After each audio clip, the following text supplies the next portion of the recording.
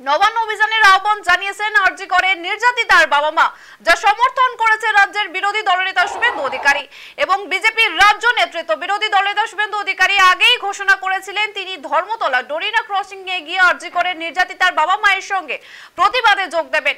পরিকল্পনা অনুযায়ী সেখান থেকে নবান্নের উদ্দেশ্যে মিছিল শুরু করার কথা।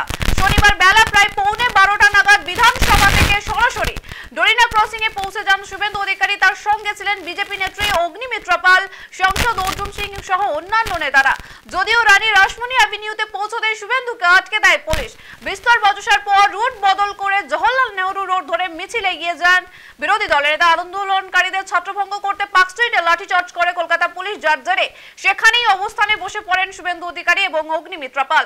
শুক্রবার কলকাতা এবং রাজ্য পুলিশ স্পষ্ট জানিয়ে দেয়, রাজ্য প্রশাসনের সদর দপ্তর নবান্ন এবং ওই ভবন সংলগ্ন এলাকায় জমায়েত করা যাবে না, বিক্ষোভ মিছিল করা যাবে না। কালীঘাটে রাজ্যের মুখ্যমন্ত্রী মমতা বন্দ্যোপাধ্যায়ের বাড়ি।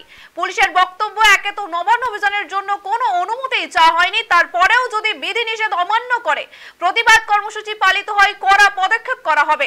প্রতিবাদ কর্মসূচির জন্য দুটি বিকল্প জায়গাও চিহ্নিত করে দেওয়া হয়েছে। পুলিশ জানিয়েছে হাওড়ার সাঁতরাগাছি বাস স্ট্যান্ড এবং কলকাতার রানী রাসমণি অ্যাভিনিউ প্রতিবাদ করা যেতে পারে, যদিও সেখানেও শুভেন্দুদের আটকে দেওয়া হয়।